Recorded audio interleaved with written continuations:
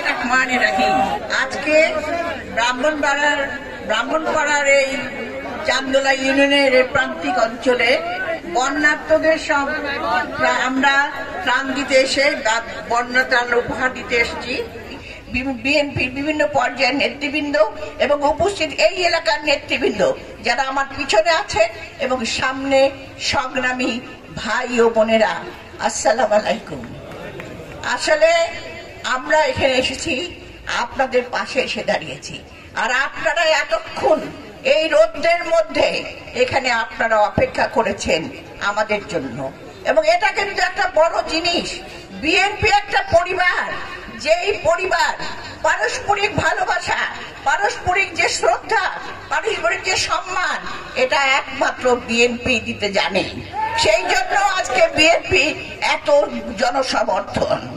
আমরা জানি এখানে যে অতর্কিত বন্যা এসছে, যে বন্যা অত্যন্ত ভয়াবহ এক বন্যা। আজকে খুব কঠিন অবস্থায় আমরা আপনাদের পাশে আছে, আমাদের নেতৃবৃন্দ আপনাদের পাশে আছে, আমরা সবাই আপনাদের পাশে আছি। আমাদের দেশনেত্রী বেগম খালেদা জিয়া, আপনাদের মনে আছে, এরশাদ আমলে গ্রামে গঞ্জে পায়ে হেঁটে তিনি সমগ্র জনগণকে ঐক্যবদ্ধ করেছিলেন, তাদের অধিকার ফিরিয়ে দিয়েছিলেন।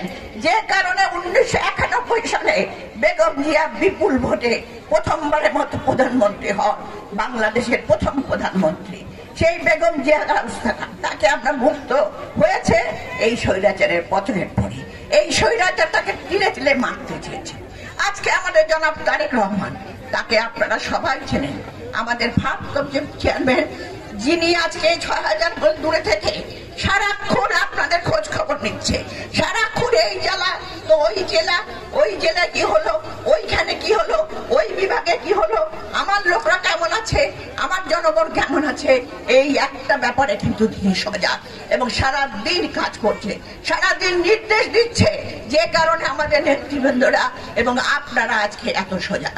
তবে একটা কথা অত্যন্ত সত্য, যে কথাটা আমি বক্তব্য খুব বাড়াবো না, তো আজকে বলা দরকার।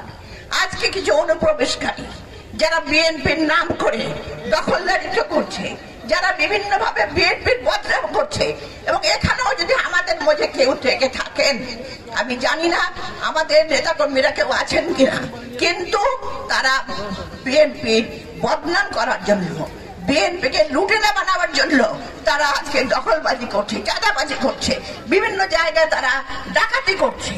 এই অবস্থা সারা বাংলাদেশ আজকে একটা অস্থিতিশীল অবস্থার মধ্যে।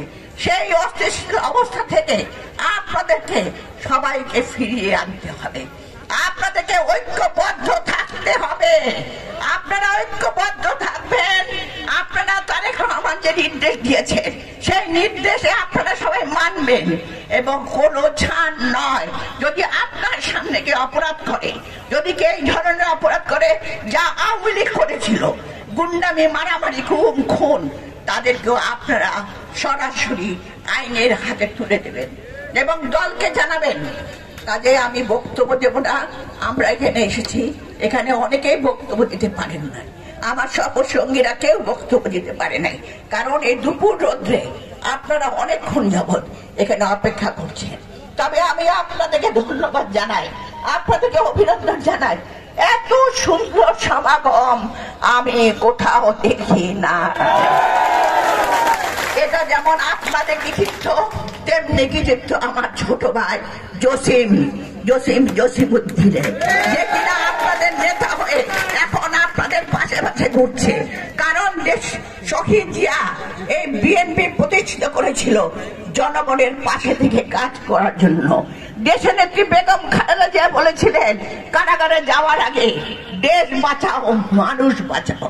সেই দেশ বাঁচাও মানুষ বাঁচাও, সেই সংগ্রামে আমরা সবাই শপথ গ্রহণ করেছি।